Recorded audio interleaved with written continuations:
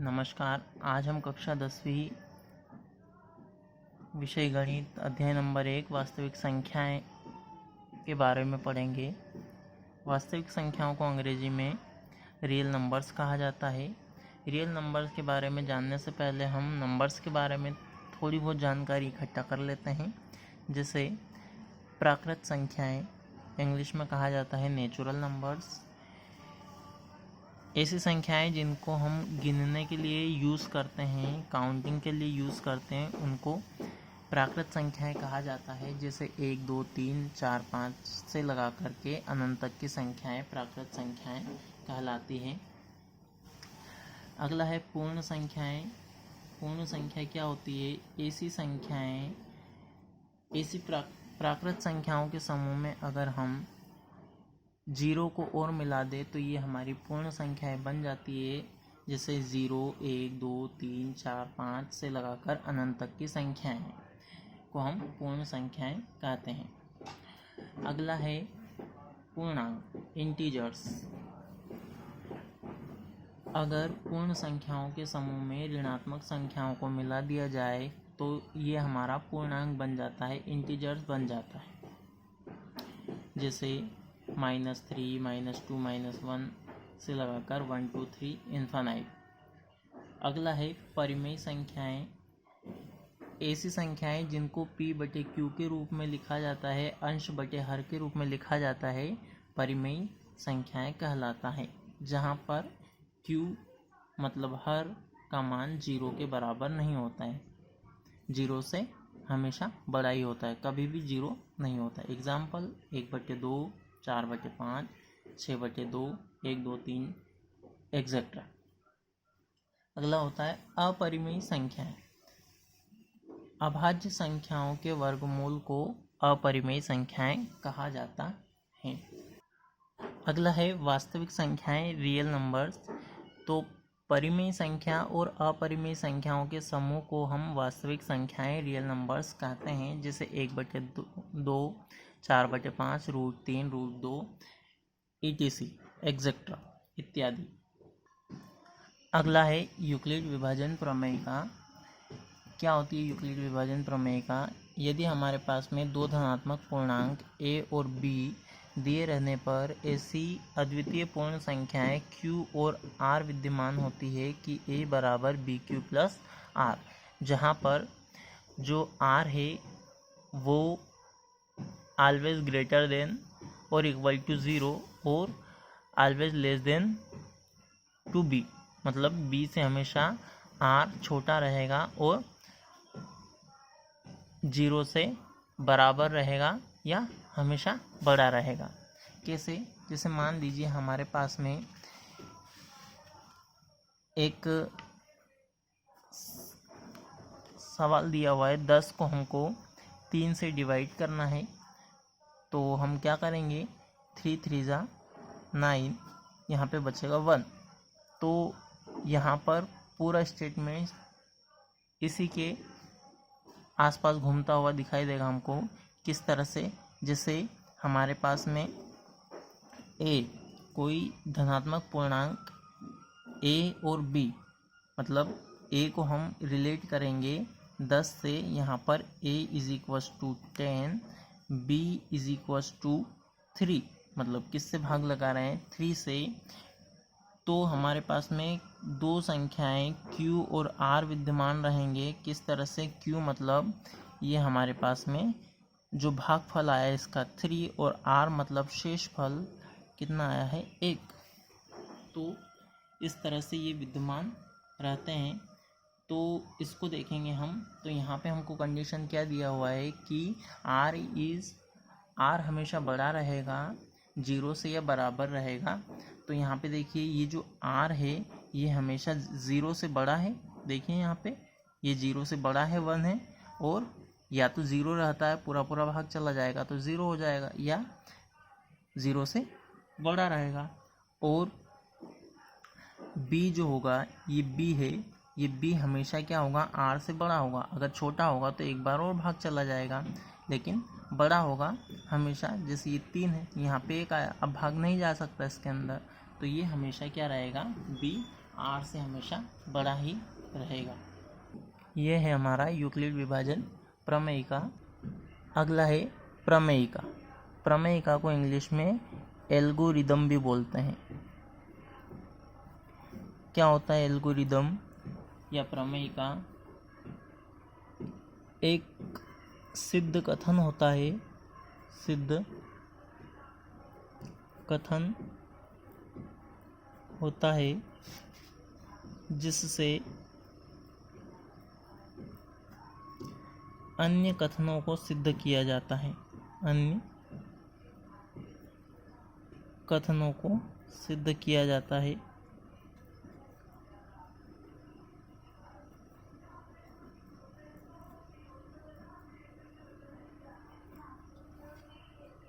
प्रमेयिका या एल्गोरिदम कहलाता है।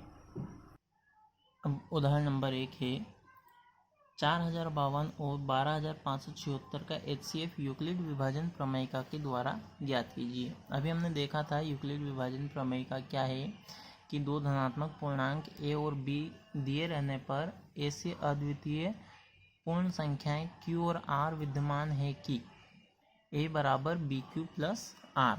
क्या स्टेटमेंट था? a बराबर bq प्लस r हमको मिलता है। तो ये यूक्लिड विभाजन प्रमेयिका का हमारा कथन है। तो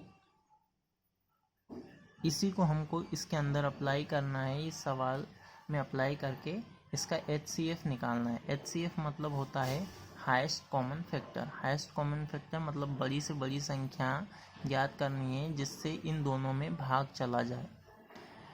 तो देखते हैं हम। सबसे पहले हम देखेंगे कि 4052 और 12576 में बड़ी संख्या कौन सी है? तो 12576 बड़ी है, तो हमने यहाँ पे बड़े का साइन लगा दिया है। अब हमको यहाँ पे करना है कि 12576 को भाग लगाना है 4052 से। लगाते हैं, कितने बार जाएगा? 3 बार लगाते हैं। आया हमारे पास में 12156। 3 बार भाग लगाने पर यहाँ पे शेषफल बचा हमारे पास में 420। तो इसको इस रूप में लिखना है। हमने देखा था जो बीच वाला होता है वो a होता है, मतलब 12576 इज इक्वल टू b। क्या देखा था हमने? 4052 गुणा q, मतलब जो भागफल होता है, भागफल कितना है? 3 प्लस r कितना है? शेषफल कितना है? 420 है। अब ये प्रोसेस हमको कब तक करते रहना है? जब तक कि यहाँ शेषफल हमको 0 नहीं मिलता। जब शेषफल हमको 0 मिल जाएगा तो हमारा HCF निकल के आ जाएगा। आगे करते हैं। अब इस शेषफल और भाजक और शेषफल को ही देखना है। तो यहाँ पे देखेंगे हम 4052 और 420 में बड़ी संख्या कौन सी है? 4052 है, तो हमने इधर बड़े का साइन लगा दिया। अब 4052 में हमको 420 से भाग लगाना है। लगाते हैं, कितनी बार जाएगा? यह आया है 9 बार लगाएंगे तो 3780, 9 शून्य 0, 9 दूनी 18, 9 चौक 36 और 1 37। घटाएंगे इसको, 2 15 में से 8 जाएंगे तो 7, यहाँ पे 39 में से 37 जाएंगे तो बचेंगे 2। इसी को अब इस रूप में यूक्लिड विभाजन प्रमेयिका के रूप में हमको लिखना है। तो क्या हो जाएगा? a की वैल्यू क्या हमारे पास में? a की वैल्यू अब यहाँ पे 4052 हो गई। b क्या है हमारे पास में? 420। q भागफल 9 है। शेषफल कितना है? 272। अब यहाँ पे हमको एक लाइन लिखना है, यहाँ पे हम भूल गए। यहाँ r is not is equal to 0, अतः पुनः यूक्लिड विभाजन प्रमेयिका का प्रयोग करने पर, यूक्लिड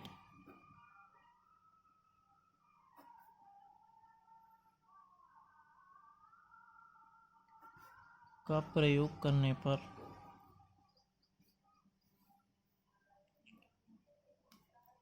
यहाँ पे भी यही लाइन दोबारा से लिखेंगे। यहाँ r is not is equal to 0 क्योंकि r की वैल्यू 0 नहीं आई है, अतः पुनः यूक्लिड विभाजन प्रमेय का प्रयोग करने पर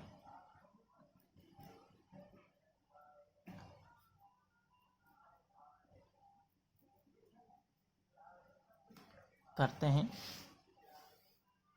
यहाँ पे हमारे पास में 420 बचा है और 272 है, दोनों में से बड़ा कौन सा है? 420। अब हम 420 को भाग लगाएंगे 272 से, कितनी बार जाएगा? 272 दूनी तो ये तो ज़्यादा हो जाएगा, तो एक बार ही लगाएंगे 272। 10 में से 2 जाएंगे, 8 बच जाएंगे। यहाँ पे बचेगा 1 में से 7 नहीं जाएंगे, 11 में से 7 जाएंगे तो बचेंगे 4 और 1, 148 रिमाइंडर। अब यहाँ पे a की वैल्यू हमारी 420, b कितना है हमारे पास में? 272 इंटू q कितना है? 1 है, प्लस शेषफल कितना है? 148। यहाँ पे भी हमारे पास में शेषफल 0 नहीं आया है, फिर से लिखेंगे यहाँ r बराबर नहीं है 0 के, फिर से अतः पुनः यूक्लिड विभाजन प्रमेय का प्रयोग से, यूक्लिड विभाजन प्रमेय का के प्रयोग से लगाएंगे। अब यहाँ पे हमारे पास में बचा है 272 और 148। 272 बड़े हैं तो 272 को भाग लगाएंगे 148 से, कितनी बार जाएगा? ये भी एक बार ही जा सकता है। 148 कितने? 12 में से 8 जाएंगे तो 4, 6 में से 4 जाएंगे तो 2 और यहाँ पे 1, 124 बचेंगे।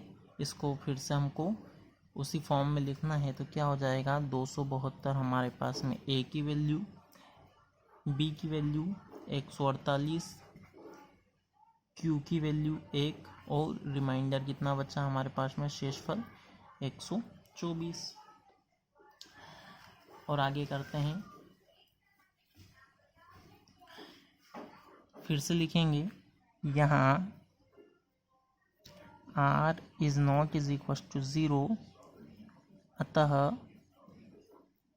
पुनः यूक्लिड विभाजन प्रमेय का से, यूक्लिड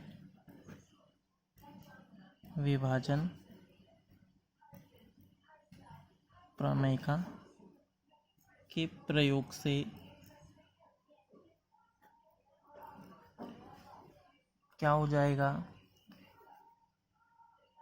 148 और 124 में कौन बड़ा है? 148।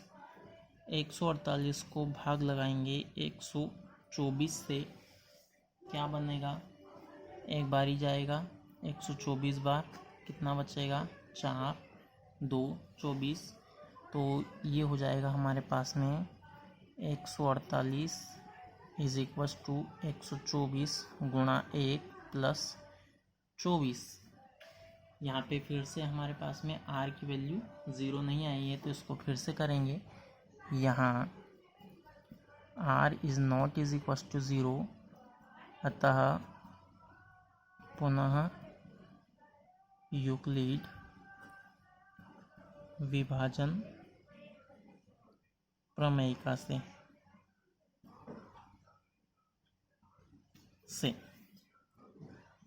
यहाँ पे हमारे पास में 124 और 24 में देखना है तो 124 बड़ा है 24 से, तो हमको भाग लगाना पड़ेगा 124 में। 24 से कितनी बार? 5 बार लगा सकते हैं। 5 चौक 20, 120 बार। ये बचेगा 4 और यहाँ पे तो कुछ भी नहीं बचेगा।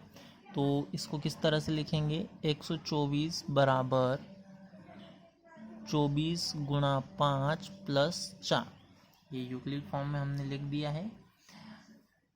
अब यहाँ पे फिर से r का मान 0 नहीं है, तो यहाँ पे फिर से लिखेंगे, यहाँ r is not is equal to 0, अतः पुनः यूक्लिड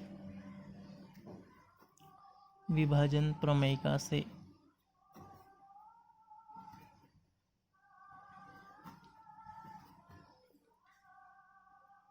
अब देखेंगे 24 और 4 है हमारे पास में, तो लिखेंगे 24 और 4 कौन बड़ा है, 24 को भाग लगाएंगे 4 से,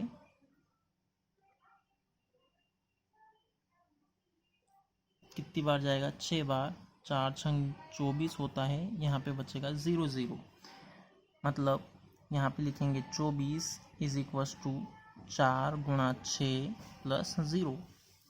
हमको ये प्रोसेस कहाँ तक करनी थी, जब तक कि 0 नहीं आए। तो यहाँ r बराबर 0 0 आ गया है, अतः यह प्रक्रिया यहीं समाप्त होती है।